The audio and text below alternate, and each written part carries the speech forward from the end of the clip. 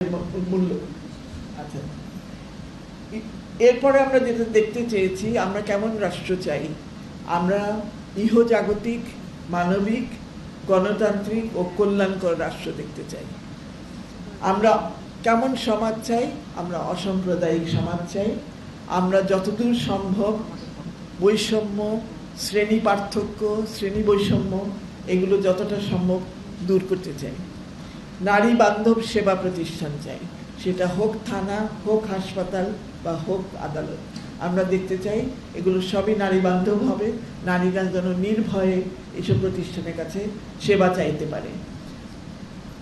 এরপরে যেটা চাচ্ছি বিকেন্দ্রীকরণ।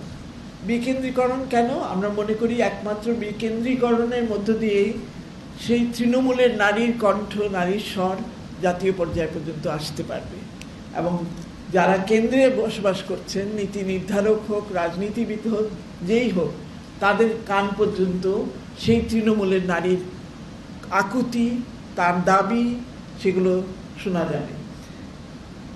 এরপরে যেটা বলতে চাচ্ছি, যেটা হলো যৌন সহিংসতা। আপনারাই রিপোর্ট করেন, প্রত্যেক দিন পত্রিকায় আমাদের পড়তে হয়, কোথাও না কোথাও ধর্ষণের শিকার হচ্ছে কেউ, কেউ যৌন আক্রমণের শিকার হচ্ছে, যৌন নিগ্রহের শিকার হচ্ছে। এটা কি করে হ্রাস করা যায় এবং কিভাবে মোকাবেলা করা যায়? মোকাবেলার জন্য অনেক সরকারি উদ্যোগই আছে, সেগুলো কি করে আরো কার্যকর করা যায়। যাদেরকে আমরা একেবারেই ভুলে গেছিলাম, 1971 সালে মুক্তিযুদ্ধের সময় যারা যৌন সহিংসতার শিকার হয়েছিলেন, তাদের সম্মানার্থে তাদেরকে একটি উপাধি দেওয়া হয়েছিল। সেই উপাধিটা হলো বীরাঙ্গনা। কেন দেওয়া হয়েছিল? যেন তাদেরকে কেউ অসম্মান না করে। কিন্তু ঠিক উল্টাটা হলো, আমরা যেটা দেখেছি, তার বীরাঙ্গনার শব্দটা একটা গালিতে পরিণত হলো এবং সেই মানুষগুলোর পাশে কেউ দাঁড়ালো না। আমরা দেশ হিসাবে এবং আমরা বলবো নারী আন্দোলন হিসাবেও আমরা অনেক দেরি করে ফেলেছি তাদের পাশে দাঁড়াতে। এখন তাদের পাশে দাঁড়িয়েছি, ইউনূস ভাইকে বলে এসেছি তাদের জন্য কিছু করে। ভাষার ক্ষেত্রেও আমাদের কিছু পরিবর্তনের দাবি আছে। আমরা ধর্ষিতা শব্দটা শুনতে চাই না। 2 লাখ মা বোনের ইজ্জতের বিনিময়ে স্বাধীনতা আর শুনতে চাই না। আমি 16ই ডিসেম্বর আর 26শে মার্চ আসলে আমি আতঙ্কে থাকি যে এটা কতবার শুনতে হবে প্রত্যেকের বক্তৃতায়।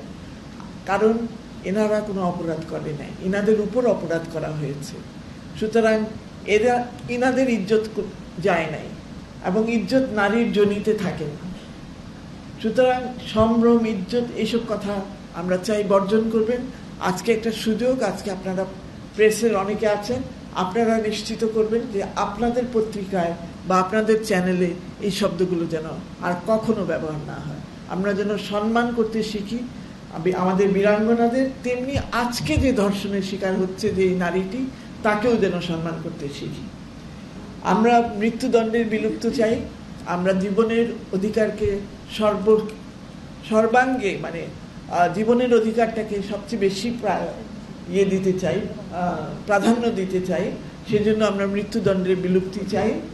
আন্তর্জাতিক সনদগুলোর মধ্যে সিডর ক্ষেত্রে বিশেষ করে 2 নম্বর অনুচ্ছেদের উপর যে সংরক্ষণ দিয়ে রেখেছে বাংলাদেশ, সেটা প্রত্যাহার চাই। কারণ 2 নম্বর অনুচ্ছেদই বলছে যে রাষ্ট্রের কি দায়িত্ব এই সনদ বাস্তবায়নের ক্ষেত্রে।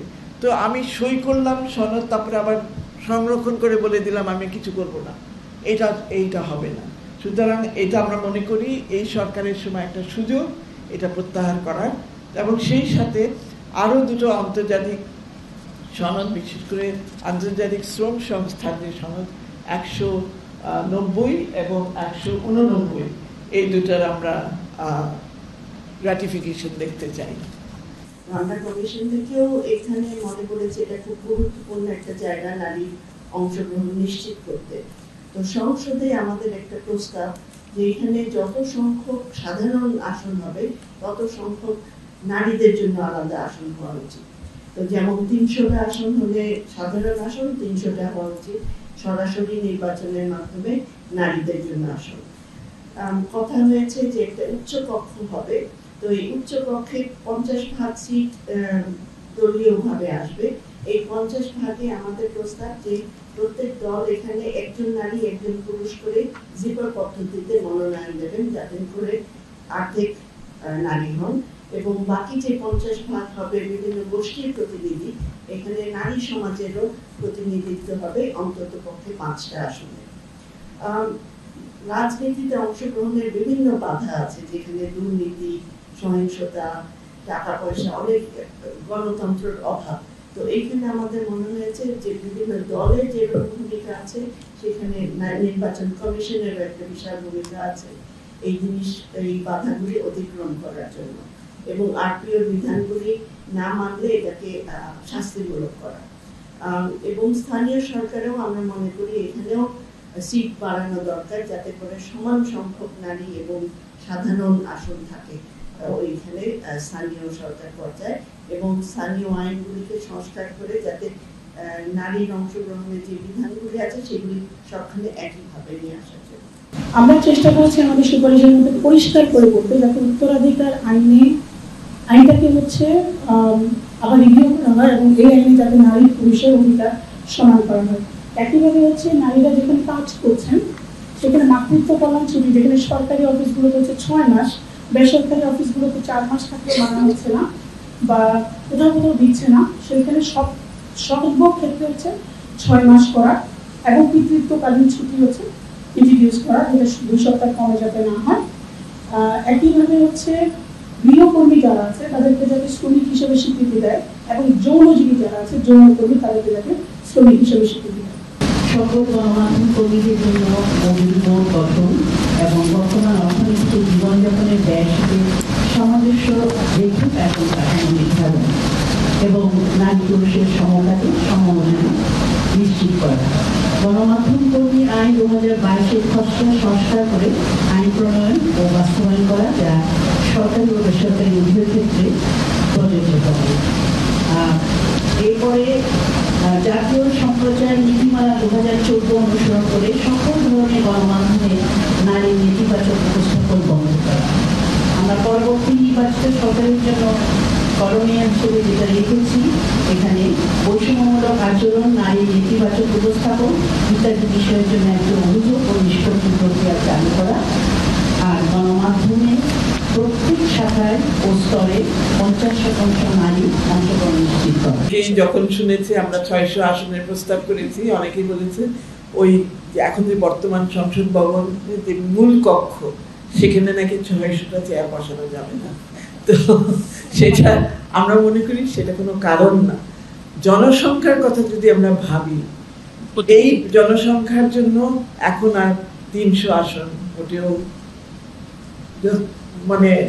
অ্যাডিকুয়েট না, পর্যাপ্ত। সুতরাং 600 আসনে যথেষ্ট আসলে আমার মনে হয় যুক্তি রয়েছে, এবং দরকার হলে ফোল্ডিং চেয়ার বসানো হবে। কিন্তু 600 আসনের ব্যাপারটা আমাদের কাছে উদ্ভট না, কিন্তু অনেকে বলেছে যে না, আপনাদের এটা উদ্ভট, এটা হবে না। তো দেখা যাক, আমরা তো এটা থ্রো করলাম আলোচনার জন্য, বিতর্কের জন্য। বিতর্ক হোক, দেখা যাক কি কি যুক্তি আসে। আমাদের যুক্তি হলো যে এই জনসংখ্যায় 600 আসন খুব বেশি না, এবং আমরা যদি সত্যি সত্যি চাই যে নারীরা আইনসভায় বসুক এবং আইন প্রণয়নে ভূমিকা রাখুক, তাহলে আমাদেরকে এটা মেনে নিতে হবে। এবং আমরা মনে করি এটা একটা সুষ্ঠু এবং ভালো একটা প্রক্রিয়া তৈরি করবে রাজনীতির ক্ষেত্রে এবং স্থানীয় রাজনীতির ক্ষেত্রে। আমরা ওই যে কে কয়টা টিউবওয়েল বসালো আর কে কয়টা রাস্তা করলো, সেই জায়গা থেকে সরে এসে আইন সভা হিসেবে, আইনের প্রণেতা হিসেবে তাদের ভূমিকা সিরিয়াসলি নেবে।